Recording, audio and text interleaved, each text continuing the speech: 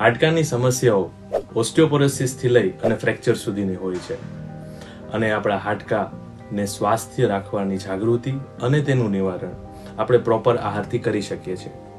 નમસ્કાર મિત્રો, મારું નામ છે ડૉક્ટર કૃણાલ ગોઢાણીયા અને આજે આપણે હાડકાને કઈ રીતે સ્વાસ્થ્ય રાખવા એના વિશે જાણશું. હાડકાના સમસ્યાઓના મૂળ 4 કારણો છે. પહેલું કારણ છે વધતી ઉંમર, બીજું કારણ છે હોર્મોન્સમાં ફેરફાર, ત્રીજું કારણ છે વ્યસન અથવા બેઠાડું જીવન અને ચોથું કારણ છે આપણા આહારની અંદર પૌષ્ટિક તત્વોની અછત.